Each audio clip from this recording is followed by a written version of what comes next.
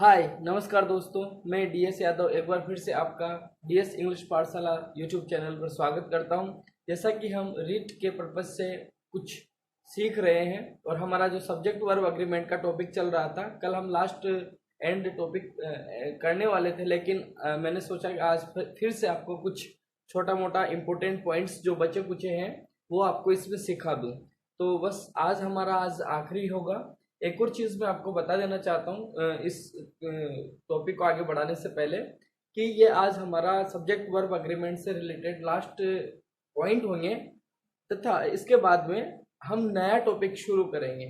But उससे पहले यदि आप लोग प्रैक्टिस करना चाहते हैं तो मेरे से आप पीडीएफ के रूप में आप जो सेट है वो ले सकते हैं। मेरे पास में अच्छी अच्छी प्रैक्टिस है, अच्छे अच्छे एक्सरसाइजेस है।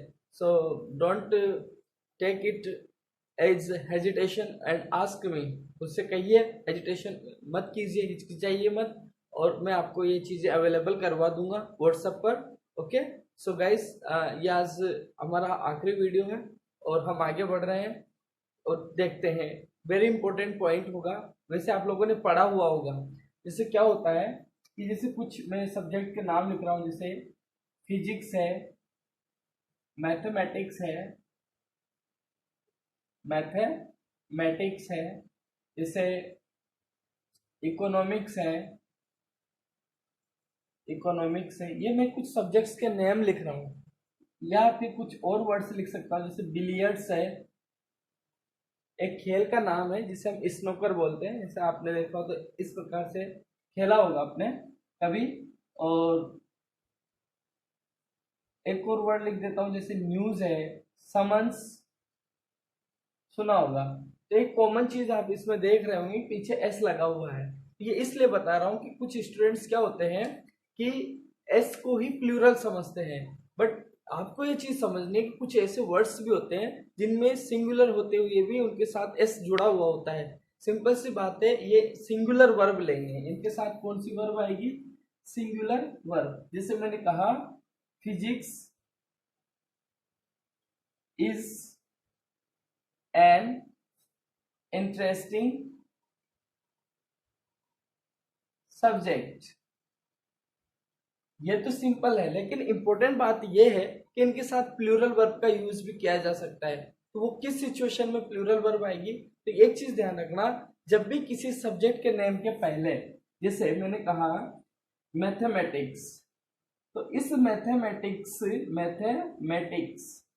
शब्द से पहले यदि आपको द लगा हुआ मिल जाए, या फिर कोई पजेसिव एडजेक्टिव जिसे हम माई, हिज, हर, देयर, इस प्रकार के वर्ड्स यदि आपको मिल जाए, या फिर योर, तो इनके बाद में फिर वर्ब की प्लूरल फॉर्म आएगी। क्या इंपॉर्टेंट है? यदि इनके पहले या तो द मिल जाए, माई, हिज, हर, दे और योर ऐसे शब्द मिल जाए, तो जैसे मैंने कहा माई मैथमेटिक्स, अगर मैं नॉट गुड, यदि मैं यहाँ पर इस एमआर में से इस को अप्लाई कर दूंगा तो ये गलत हो जाएगा। यदि मुझे इसे करेक्ट करना होगा तो यहाँ पर मैं आर को अप्लाई करूंगा। That's why I am saying that this is very important topic कि इसके साथ सिंगुलर वर्ब कब यूज की जाएगी एंड प्लूरल वर्ब कब यूज की जाएगी। ऐसा ही एक और पॉइंट यहाँ पर ध्यान रखना, जैसे इंग्लिश है, हिंदी है, संस्कृत है, ये जो है इस लैंग्वेज के नेम है।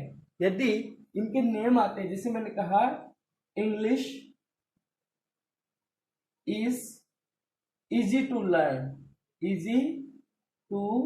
लर्न, तो यहाँ पर ये जो इज है वो करेक्ट है। क्या लिखा मैंने? English is easy to learn, ये करेक्ट है। बट यदि मैं इसी को दी इंग्लिश और स्पेस खाली जगह हार्ड वर्किंग, सिंपल सी बात है कि जैसे किसी भी लैंग्वेज के पहले यदि द मिल जाए तो फिर वहां पर आपको प्लूरल का यूज करना है, आर का यूज होगा। तो ये चीजें इंपॉर्टेंट है, याद रखनी है, क्योंकि जब भी लैंग्वेज के नेम के पहले द लग जाए तो वो उससे रिलेटेड लोगों की बात करने लगे। इसका मतलब है जो इंग्लिश लोग हैं मतलब ब्रिटिश लोग, वो सभी हार्ड वर्किंग होते हैं, मेहनती होते हैं। तो ये आपको याद रख। इस पॉइंट के बाद हम एक और पॉइंट सीखना चाहते हैं, जैसा कि हमने लास्ट में सीखा था कल वाली क्लास में कि इंफॉर्मेशन, नॉलेज, ऐसे कुछ वर्ड्स सिखाए थे। ये अनकाउंटेबल होते हैं, इनके बाद यदि कोई भी वर्ब आए तो वो हमेशा सिंगुलर आएगी। लेकिन एक चीज ध्यान रखना कि यदि इनकी पहले जैसे अ पीस आउट या टू पीसेस आउट, क्या इंफॉर्मेशन हो सकता है, एडवाइस हो सकता है, इसे कोई भी वर्ड जो अनकाउंटेबल है। लेकिन आपको क्या ध्यान रखना है, इनके पहले अ पीस ऑफ आ जाए। अ पीस ऑफ आए तो वर्ब की सिंगुलर फॉर्म आएगी, two pieces of, many pieces of आ जाए तो वर्ब की प्लूरल फॉर्म आएगी। तो ये भी आपको इजी वे में याद रखना है। क्या, a piece of information was given to me and two pieces of information were given to me. ये सिंपल चीजें हैं जो आपको यहाँ पर याद रखनी है। Okay, then we should go further. मैं आपको एक और इम्पोर्टेंट चीज सिखाने जा रहा हूँ, वो ये है कि कभी भी आपको यदि बोथ शब्द मिल जाए सब्जेक्ट के स्थान पर, बोथ द बॉयज मिल जाए या फिर बोथ ऑफ द बॉयज, किसी भी प्रकार से मिल जाए, या ओनली बोथ, और इनके बाद खाली स्पेस है, खाली जगह है, तो आपको हमेशा प्लूरल वर्ब का इस्तेमाल करना है। कौन सी वर्ब का यूज करोगे? प्लूरल। कौन सी? प्लूरल। मैंने कहा both of the boys are playing, common word use कर रहा हूं जो तीनों में आ जाएगा, प्ले इन। क्या लिखा मैंने? Both the boys are playing, दोनों लड़के खेल रहे हैं। Both of the boys are playing, दोनों ही लड़के खेल रहे हैं। Both are playing. तो this is very easy to solve the question. आपको ये याद रखना है कि इनके साथ में प्लूरल वर्ड का यूज किया जाता है। देखो यहाँ सिचुएशन पर डिपेंड करेगा, आर भी आ सकता है, जैसे अगर हैव की सिचुएशन होगी तो हैव आएगा, फर्स्ट फॉर्म की सिचुएशन होगी तो फर्स्ट फॉर्म आएगा, डू की सिचुएशन होगी तो डू आएगा। Okay, so let's go ahead and let's learn some more points. All का थोड़ा डिफरेंट है, ध्यान रखना है। ऑल, तो ऑल के बाद यदि नाउन सिंगुलर है, नाउन सिंगुलर तो आएगा ही नहीं, या तो आएगा अनकाउंटेबल नाउन या फिर आएगा प्लूरल नाउन। अनकाउंटेबल नाउन आएगा तो वर्ब की सिंगुलर फॉर्म है, नाउन प्लूरल आएगा तो वर्ब की प्लूरल फॉर्म है। जैसे मैंने कहा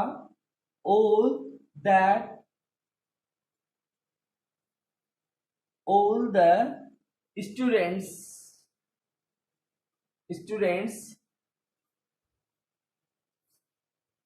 passed the एग्जाम। अब हैज और हैव में से आपको चूज करना है, तो क्या चूज कर लोगे? नाउन प्लूरल है तो हैव आ जाएगा।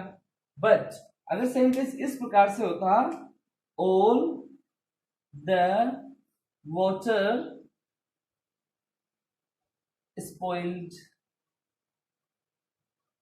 मतलब जो पानी था सारा पानी खराब कर दिया गया है। तो यहाँ वॉज और वर्ब में से चूज करना होगा, तो क्या?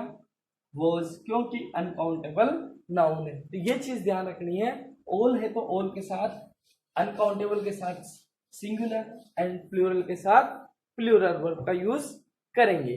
देन हम जो सीखने वाले हैं और चीज वो ये है सम। सम का भी सेम सिचुएशन है, सम के साथ यदि नाउन प्लूरल है तो वर्ब प्लूरल, अनकाउंटेबल नाउन होगा तो वर्ब सिंगुलर। कैसे? जैसे मैंने कहा सम मिल्क, सम मिल्क और सम स्टूडेंट्स, तो both are correct. Students plural है तो वर्ब कैसी आ जाएगी? Plural. Milk uncountable, verb singular. ये ध्यान रखना है। अब ये चीज कई सारे स्टूडेंट्स ये भी समझ रहे होंगे कि सर ये इज एम आर कैसे आ रहे होंगे, हैज हैव कैसे आ रहे होंगे। तो ये चीज कॉमन ध्यान रखना कि यदि इज एम आर इनमें तो वर्ब की फर्स्ट फॉर्म के साथ आईएनजी, अगर देखो यहाँ पूरा नहीं भरवाएगा वो कभी भी, वो हमेशा सिंपल सी चीज भरवाता है। आईएनजी दे देगा तो is am are, was were, तो वॉज वर क्या? पास्ट टेंस को देख लेना है। पास्ट टेंस कैसे देखोगे? यस्टरडे। तो ये चीजें भी मैं आपको सिखा दूंगा चलो बाद में, कि कैसे तो हम प्रेजेंट टेंस को आइडेंटिफाई करते हैं, पास्ट टेंस को आइडेंटिफाई करते हैं। So don't worry about that, but आपको ये चीजें तो सीखनी है ना कि सिंगुलर वर्ब क्या होती है, प्लूरल वर्ब क्या होती है, ये चीजें मैं आपको बता चुका हूँ। ओके, तो सम के साथ सिचुएशन समझ में आ गई। ये सिचुएशन थोड़ा सा ध्यान रखना है आपको, little, a little, the little. यदि ये भी अगर आपको सब्जेक्ट के साथ मिल जाए तो ध्यान रखना है, इनके साथ में हमेशा अनकाउंटेबल नाउन होता है तो वर्ब क्या आएगी, सिंगुलर। अगर आपको few, a few, the few subject के स्थान पर मिल जाए तो क्या आएगा, वर्ब की प्लूरल फॉर्म। तो थोड़ा ये भी ध्यान रख लेना। प्लूरल फॉर्म कैसी, हैव, वर, डू, समझ रहे होंगे, आर। ओके, तो ये चीज नेक्स्ट पॉइंट सीखते हैं। नेक्स्ट पॉइंट क्या होगा, ये चीज ध्यान रखनी है आपको कि यदि आपको सब्जेक्ट के स्थान पर नथिंग बट मिल जाए तो नथिंग बट के बाद चाहे कोई सा भी नाउन है, अनकाउंटेबल नाउन हो, सिंगुलर नाउन हो या प्लूरल नाउन हो, आपको वर्ब हमेशा सिंगुलर यूज करनी है। जैसे मैंने कहा nothing, nothing but a heel, nothing but snow, nothing but heels। अब देखना, noun plural, uncountable noun and noun singular, verb हमेशा सिंगुलर आएगी। जैसे मैंने यहाँ पर स्पेस दे दिया, तीनों में थर्ड फॉर्म दे दी, सीन, सीन, सीन, सीन। और इस एमआर में से चूज करना है, क्या चूज कर लोगे, इज, इज, इज। तो ये that is also very important point for you also. Okay, so let's go forward and कुछ और नया सीखते हैं। सिंपल से पॉइंट है, आप आसानी से इनको याद रख सकते हैं। देखना दोस्तों, एक और चीज आपको यहाँ पर याद रखनी वो ये है कि कभी यदि जैसे मेन आफ्टर मेन एक फ्रेज लिखी है मैंने, ये एक ही फ्रेज लिखूंगा, ऐसी बहुत सारी फ्रेजेज है, समझने के लिए लिख रहा हूं। एक प्रेपोजिशन दे दिया, उसके बाद में और पहले सेम नाउन मिले, यदि प्रेपोजिशन के पहले और बाद में मतलब आगे और पीछे सेम नाउन मिले तो हमेशा वर्ब की सिंगुलर फॉर्म का यूज करना है। जैसे मैंने कहा मेन आफ्टर मेन रनिंग, मतलब आदमी आदमी आदमी करके दौड़ रहे, तो दौड़ रहे मैंने कहा यस्टरडे। अब यस्टरडे आपको फाइंड आउट करना है। अगर मैं यहाँ पर इज भी दे दूं और वॉज भी दे दूं, क्या चूज करोगे आप, वॉज ही तो चूज करोगे, क्यों, क्योंकि यस्टरडे आ गया। इस प्रकार से आप पता कर सकते हो और आसानी से इसको सॉल्व आउट कर सकते हो। ओके, और एक और वेरी इंपॉर्टेंट पॉइंट है, जैसा कि मैंने हमेशा सेकंड ग्रेड और फर्स्ट ग्रेड के जब एग्जाम अटेम्प्ट किए हैं और सेकंड ग्रेड का एग्जाम पास भी किए हैं मैंने, तो उनमें मैंने हमेशा एक बहुत ही इंपॉर्टेंट क्वेश्चन है 100% आता है, और वो हमारा आखिरी क्वेश्चन होगा। और वो क्वेश्चन क्या होगा कि हमारे एग्जाम में क्या होता है, जैसे मैंने कहा द बॉय, द बॉय, या मैंने कहा द स्टूडेंट्स। एक चीज नोटिस करना, मैंने एक में सिंगुलर लिख दिया, एक में प्लूरल लिख दिया, हु, यहां भी क्या लिख दिया, हु स्पेस, रनिंग, रनिंग। मैं आपको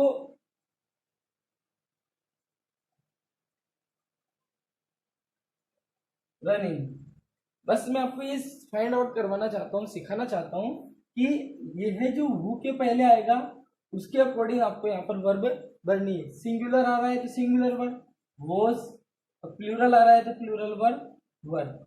ये मैंने इसलिए यहाँ पर सिखाई है कि मैं यहाँ पर इज एम आर ऑप्शन में देता तो फिर ऑब्वियसली इज और आर भरते, या वॉज वर्ब दे दिया तो वॉज या वर्ब में से हम भर रहे हैं। तो ये चीज ध्यान रखनी है। एक और पॉइंट इसी से रिलेटेड मैं आपको यहाँ सिखा दूं, कभी अगर एग्जाम में क्वेश्चन आ जाए तो इट, और उसके बाद स्पेस दे रहा हूं, फिर उसके बाद लिख दिया दे, हु, फिर स्पेस दे दिया माई फ्रेंड्स। अब आपको यह दोनों में इज एम आर में से भरना है। तो कई सारे स्टूडेंट्स क्या गलती कर बैठते हैं कि यहाँ पर जो फील करना है, यहाँ पर आपको इज एम आर में से फील करना है, इसके अकॉर्डिंग नहीं करना है। यहाँ इट इज, दे, हु, इसके अकॉर्डिंग यहाँ भरेंगे आर। तो that is also very easy to do. यही चीज ध्यान रखना है, अगर हु के स्थान पर जैसे मान लो दैट आ जाए, तो the boy that was, the students that were, तो ऐसा भी आपको मिल जाए तो टेंशन नहीं लेनी है, आप आसानी से इसको सॉल्व आउट कर सकते हैं। ओके गाइस, और भी बहुत सारे क्वेश्चंस हैं, बट रीट जो एग्जाम है इसमें सब्जेक्ट वर्ब अग्रीमेंट से ओनली 2 क्वेश्चंस आते हैं। तो आप आसानी से जो मैंने पढ़ाया है, यदि इनको थोड़ा सा ढंग से भी पढ़ लेंगे तो सोल्व आउट कर सकते हैं इजीली, आपके 2 मार्क्स फ्री में मिल जाएंगे। और एक और चीज, मैं मॉडल का टॉपिक अलग से बताऊंगा, लेकिन यहाँ पर बता देता हूँ खत्म करते करते कि मॉडल जो है, मॉडल के बाद हमेशा वर्ब की फर्स्ट फॉर्म आती है। ओके गाइस, सो ये चीजें हैं, ये मैंने सिंपल तरीके से आपको बताई है। आशा करता हूँ आपको ये चीजें समझ में आई होगी, और आप अपने दोस्तों को भी इसके बारे में बताइए। और मैं आपके जो रेस्पॉन्स मुझे मिल रहा है उससे बहुत खुश हूँ। और जो अगर आपको प्रैक्टिस के नोट्स चाहिए, पीडीएफ चाहिए, तो आपको मिल जाएंगे, आप मुझसे कांटेक्ट कर सकते हैं। Thank you very much.